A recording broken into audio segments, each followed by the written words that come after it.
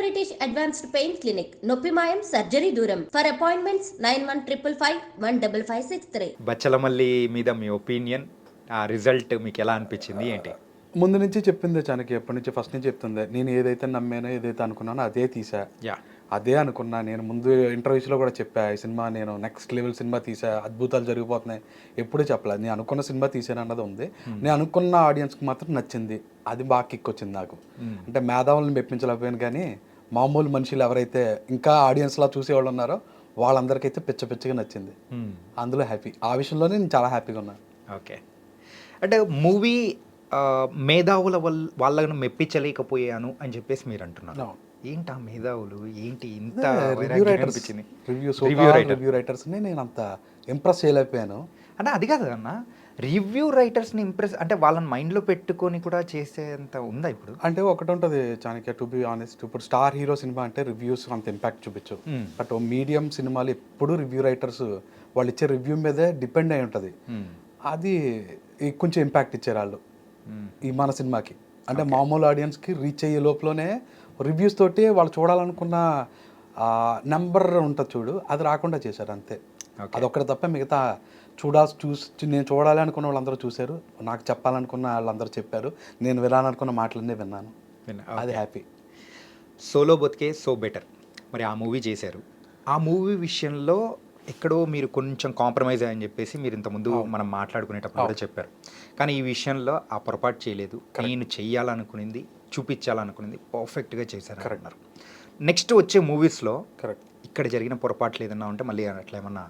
బచ్చలమల్లికి ఏ పొరపాటు జరగలేదు దానికి. అంటే నేను నా రైటింగ్ సైడ్ జరగలేదు, నేను తీయడంలోనే జరగలేదు, ఆర్టిస్టులు చేయడంలోనే జరగలేదు, టెక్నికల్గా కూడా ఏది జరగలేదు.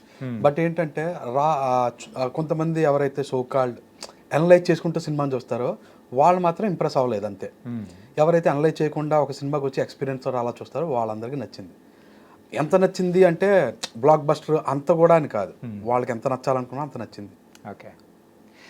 అండ్ బచ్చలమల్లి మెయిన్గా మూవీ చూసేటప్పుడు కూడా సో నరేష్ గారి characterisation that was next level. ఒక కొత్త నరేష్ గారిని చూస్తున్నాం. కరెక్ట్. అల్లరి నరేష్ గారు అని చెప్పేసి మనం అనుకుంటుంటాం బాగా. సో ఆయన దగ్గర నుంచి రీసెంట్ టైమ్స్లో ఒక్కొక్క మూవీ ఒక్కొక్క డిఫరెంట్ ఎక్స్పీరియన్స్ని ఇస్తుంది. అలాంటి డిఫరెంట్ ఎక్స్పీరియన్స్ ఇవ్వడంలో కూడా దీనికంటే ముందు ఉగ్రం చూసాం, గాంధీ చూసాం, కాకపోతే ఆ రెండు దానిలను కూడా మించే విధంగా బచ్చలమల్లి తీశారు. అంటే మీరు తీసుకున్న జాగ్రత్తలు ఏంటి ఆయన క్యారెక్టరైజేషన్ విషయంలో? క్యారెక్టరైజేషన్లో అంటే ఖచ్చితంగా ఒక ఊర్లో క్యారెక్టర్ లాగే ఉండాలి, ఇదేదో సినిమాలో హీరో లాగా. ఇంకోటి ఏంటంటే హీరో సెంట్రిక్ హీరోగా కాకుండా అతను క్యారెక్టర్ లాగా కనపడాలన్నదే తాపత్రయం మెయిన్.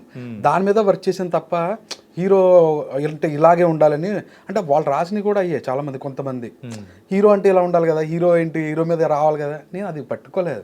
అతను క్యారెక్టర్ లాగా పెట్టుకున్నదే, అందుకే నరేష్ గారి కోసం వెళ్ళింది కూడా అదే. బచ్చలమల్లే ఉండాలి తప్ప హీరో రెగ్యులర్గా హీరో అంటే చాలా మంచి బాలుడు, అందరు మంచి కోరుకుంటాడు, అక్కడ ఉన్న సొసైటీని చాలా కాపాడడం కోసం ఒకడు పుడతాడు, చిన్న ఇంటర్వెల్కి ఒకటి వచ్చాడరా మా కోసం, ఇలాంటివి అనుకోలేదు.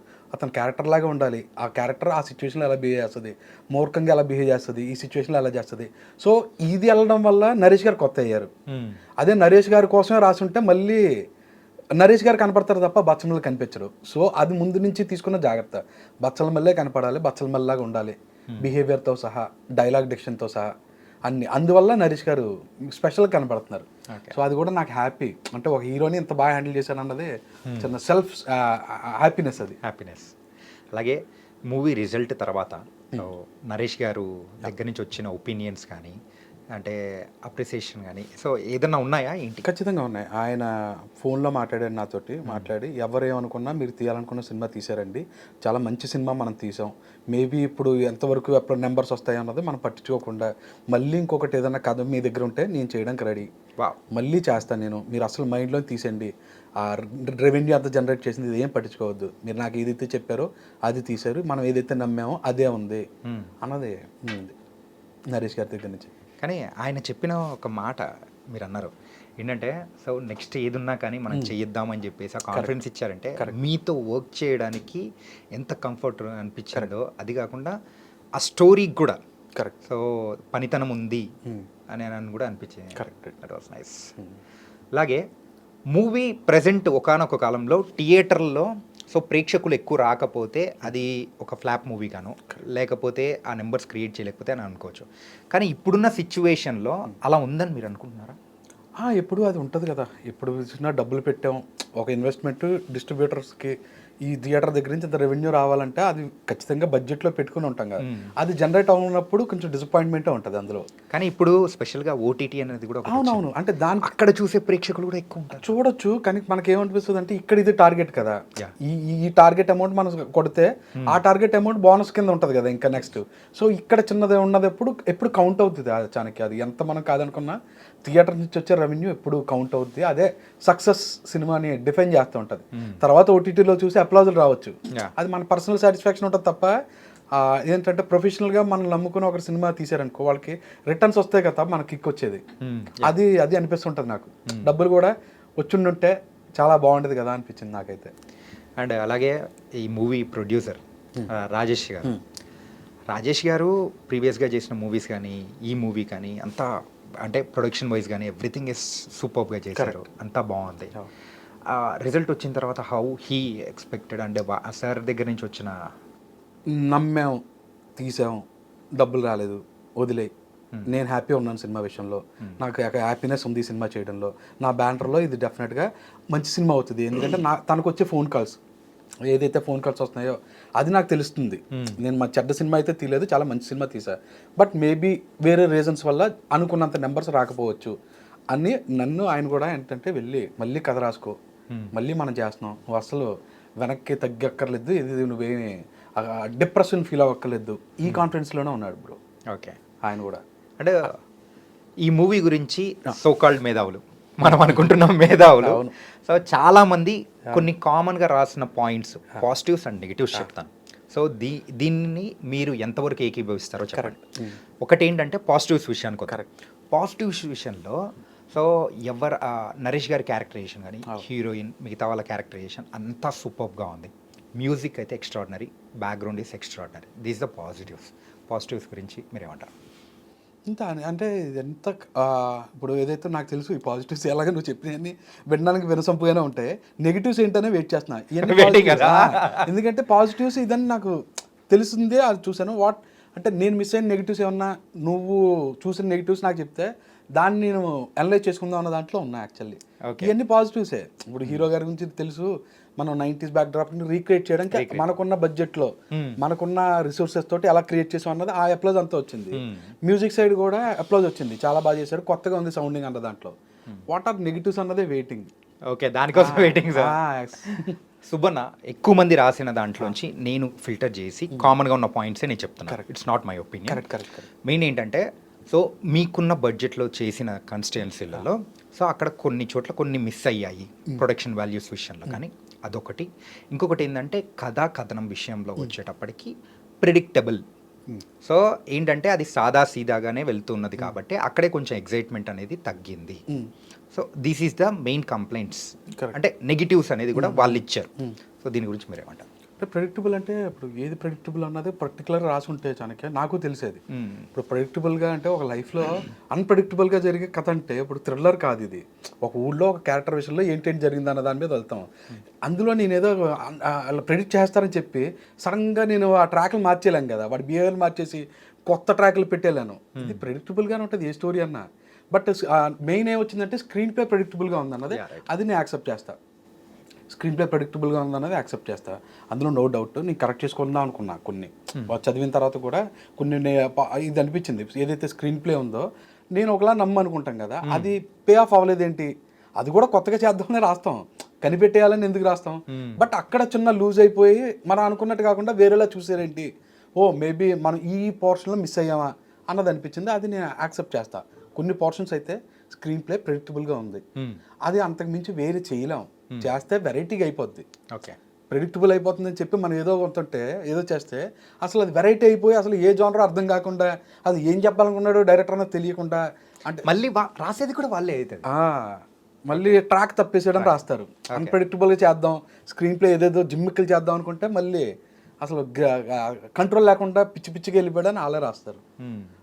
అది ఉంది. అది ప్రెడిక్టబుల్గా స్క్రీన్ ప్లే నడవడానికి కారణం ఏంటంటే ఇది మనకి తెలిసిన కథలా అనిపించినప్పుడు ఎక్కడో మనం గెస్ట్ చేస్తుంటాం కదా, మేబీ ఇలా వెళ్తుంది అని. బట్ ఎక్కడో వాడు అనుకోని చోట ఎక్కడో ఆపి కొత్త విషయం చెప్తాం, దాన్ని ఎంజాయ్ చేయాలి. కానీ ఇదంతా జరుగుతున్న సేపు కూడా ఫోన్లో టైప్ చేసుకుంటూ లైన్స్ టైప్ చేసుకుంటూ ఆ మీటర్లోకి వెళ్ళిపోకుండా కొంచెం ఓపిక్గా ఉండాలి కదా ఏదన్నా.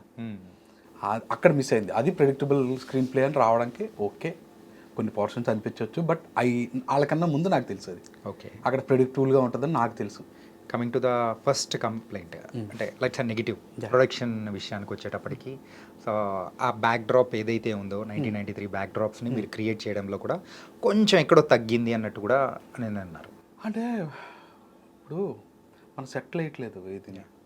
వాళ్ళు ఎవరైతే ప్రొడక్షన్ వాల్యూస్ అంటే ఇప్పుడు చాలా తప్పుడుగా అనిపిస్తుంటుంది, ప్రొడక్షన్ వాల్యూస్ కనపడతలేదు. ఇప్పుడు రియలిస్టిక్ సినిమా తీస్తే రియలిస్టిక్గానే ఉంటాయి లొకేషన్స్, దాన్ని మనం రంగులద్దేసో లేని పెట్టేస్తే గ్రాండ్గా ఉంది ప్రొడక్షన్ వాల్యూస్ అనుకుంటే అది తప్పు కదా. ఇప్పుడు రియలిస్టిక్ లొకేషన్స్ నేను షూట్ చేసిన అన్ని 90s ఉన్న సెటప్ నుంచే షూట్ చేసావు. ఇప్పుడు అన్ని అక్కడ ఏదైతే మా లొకేషన్ సెలెక్ట్ చేసిన ఉద్దేశమే అది. ఆ టైంలోని ఈ జోన్లోని ఇలాగ ఉన్నాయి కాబట్టి అలా షూట్ చేసాం. అదేంటంటే రియాలిటీ కూడా మనకి ఇప్పుడు ఏంటంటే ప్రొడక్షన్ వాల్యూస్ లేని అన్న దాంట్లోకి వెళ్ళిపోయారు. లొకేషన్ రియల్గా ఉందంటే డబ్బులు ఖర్చు పెట్టలేదు అని, అది నిజంగా అలా ఉంది ఆ లొకేషన్, దాన్ని ఏం చేస్తాం, దాన్ని పాడు చేయకూడదు కదా. సో ఆ యాంగిల్లో అనిపించవచ్చు తప్ప అది ప్రొడక్షన్ వాల్యూస్లో ఏమాత్రం కాంప్రమైజ్ అవ్వకుండా ఏది తీయాలో అక్కడ తీసాం అంతే. లేకపోతే అవుట్డోర్ వెళ్ళి షూట్ చేయాల్సిన అవసరం లేదు కదా. అవుట్డోర్ వెళ్ళడం అంటేనే ప్రొడక్షన్ వాళ్ళు ఆ వాల్యూ ఇచ్చినట్టే ఆ ప్రోడక్ట్కి. సో ప్రొడక్షన్ వాల్యూస్లో వాళ్ళు ఎవరైతే చూసారో అదంతా రాంగ్. ఓకే, వాళ్ళకి అవగాహన లేకపోవడం వాళ్ళది మైట్ బి అనుకోవచ్చు. అంతే. అంటే మూవీ విషయంలో మీ వరకు మీరు 100% న్యాయం అనేది కూడా చేశారు. ఈవెన్ నేను మూవీ చూశాను కాబట్టి నేను చెప్తున్నాను.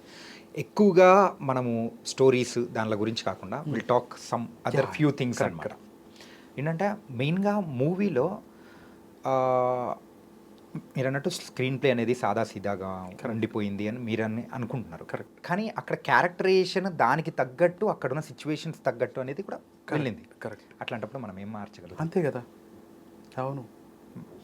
ఇప్పుడు మధురనగర్లో బ్యాచులర్ లైఫ్ చూపించాలనుకున్నప్పుడు అది మధురనగర్లో బ్యాచులర్ లైఫ్ లాగే ఉంటుంది. అంతేగాని దాన్ని న్యూయార్క్ బ్యాచులర్ లైఫ్ లాగా మనం తీయకూడదు కదా. మనకు తెలిసిపోతుంటాయి, ఆడు రోజు వంట వండుకుంటాడు, అయితే మంది వేస్తాడు, ఆడికి గర్ల్ ఫ్రెండ్ ఉంటే ఏముంటుందా నాకు తెలుసయ్యా, ఏది నెక్స్ట్ ఏంటంటే అంటే ఎలా అవుతుంది, ముందు అది స్లోగానే వెళ్తుంది అది. దాన్నేమో స్లో నరేషన్ అనో లేకపోతే స్క్రీన్ ప్లే ప్రెడిక్టబుల్గా ఉందంటే కాదు కదా. మెయిన్గా మన మూవీ సో ఎక్కువ మందికి చేరకుండా మధ్యలో ఆగిపోవడానికి గల రీజన్ ఏంటి? నువ్వు చెప్పాలి డార్లింగ్ ఇది, ఎందుకంటే నాకు ఒక రీజన్ ఉంటుంది. నువ్వు నీ అనాలిసిస్ ప్రకారం, ఎందుకంటే ఇన్ని సినిమాలు ఇంత చూసుంటావు కదా జర్నీ, ఎందుకని నువ్వు అనుకుంటున్నావు ఒకటి నాకు చెప్తే మేబీ అది రైటో రాంగో ఉంటుంది. నేను చెప్తా నా రీజన్. బట్ లేదు, ఫస్ట్ మీరు మొదలెట్టారంటే తర్వాత నేను. బికాస్ ఆఫ్ రిలీజ్ డేట్ అని నా ఫీలింగ్ డార్లింగ్. రిలీజ్ డేట్ ఏదైతే పుష్ప 2 తర్వాత మంది వచ్చిందో, మేము ఏదైతే నమ్మామో పుష్ప 2 తర్వాత ఒక టైం తర్వాత ఆడియన్స్ వస్తారులే అనుకుంటే అది మిస్ అయిపోయింది మెయిన్. దాని తర్వాత ప్రీమియర్స్ ఏదైతే ముందు రోజు ప్రీమియర్స్ పడ్డాయో, ప్రీమియర్స్ పడిన తర్వాత నైటే రివ్యూస్ రాయడం మొదలెట్టారు. బికాజ్ అదొక రీజన్ తోటి ఓపెనింగ్స్ ఏదైతే మేము ఎక్స్పెక్ట్ చేసామో మినిమం వస్తుంది అనుకున్నది అది రాలేదు. ఒకవేళ ఇప్పుడు ఒకే ఆడిటోరియంలో మొత్తం ఫిల్ అయిన తర్వాత ఒపీనియన్స్ ఉంటాయి చూడు, 80% ఒపీనియన్స్ వల్లే సినిమాలు హిట్టా సూపర్ హిట్టా అని వెళ్తుంటుంది చూడు, అది జరగలేదు మన దానికి. అది జరిగి ఉంటుంటే ఆ నెంబర్స్ కూడా వచ్చాయి, ఓపెనింగ్స్ కూడా వచ్చాయి, ఫుట్ ఫాల్స్ కూడా వచ్చాయి అన్నది నా ఫీలింగ్.